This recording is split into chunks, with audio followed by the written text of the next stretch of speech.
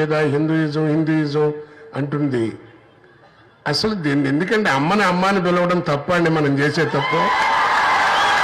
ప్రపంచ దేశాల్లో ఏ దేశమైనా మన దేశాన్ని ఇండియా అని పిలుస్తుంది.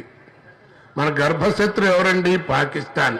ఆయన మైక్ ముందు కూర్చుని ఈ హిందుస్థాన్మే అంటాడు.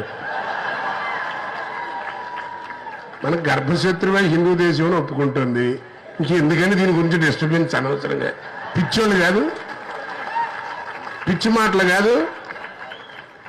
రెండు, ఈ హిందూయిజాన్ని నశించాలి, హిందూయిజం ఉగ్రవాదం అని అనేటువంటి వీళ్ళే పైన పరిపాలిస్తూ వాడి స్పీచ్ అంతా అయిన తర్వాత జై హింద్ అంటాడు. మరి అదేంటో నాకు అర్థం కాదు. కాంగ్రెస్ వారికి చెప్తున్నా, అద్దం ముందు కూర్చుని అందంగా ఉన్నాం అనుకోకు. అది మేము బలహీనత. ఎందుకంటే భర్తలోడు కూడా అద్దం ముందు కూర్చుని దేశ రాజ్యాంగమే మెజారిటీని ఫాలో అవుతోంది. కాబట్టి మెజారిటీ హిందువులు ఉన్నటువంటి ఈ దేశంలో అసలు హిందుత్వం గురించి మాట్లాడకపోవడం అనేది పొరపాటా కాదా? మనకు సాధన ఎక్కువ, వాదన తక్కువ. వాళ్ళకి సాధన తక్కువ, వాదన ఎక్కువ. అందుకే వాడు ఏమంటారు తెలుసారు, వాళ్ళు మాట్లాడుతాం అనుకోండి, బాబు రోడ్డుకి ఎడం పక్కన నడువు అంటే నడిచి చూద్దాం అనుకోడు. అసలు చెప్పడం ఆలస్యం.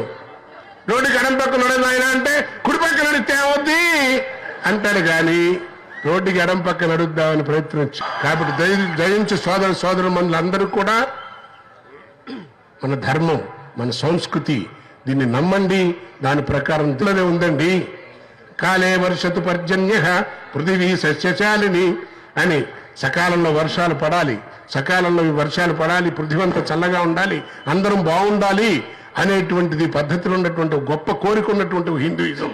కాబట్టి దాన్ని నమస్కరించుకోవడం కాదు, దాన్ని మనం విస్మరించకుండా ఆచరణలో పెట్టి మన యొక్క గొప్పతనాన్ని కాపాడుకుని, మన యొక్క గొప్పతనాన్ని చెప్పుకుంటూ మన దేశాన్ని, మన హైందవ సంస్కృతిని కాపాడుకోవాల్సిన బాధ్యత మనందరి మీద ఉందని, ఇది నెక్స్ట్ తరాలకు చెప్పాల్సిన బాధ్యత మీ మీద, నా మీద ఉందని పెద్దలు చెప్పినటువంటి వాక్యాలను సరిగ్గా పాటించి మనం ఈ దేశాన్ని పురోగతి తీసుకువెళ్లాలని మరొక్కసారి మనవి చేసుకుంటూ సెలవు తీసుకుంటాం.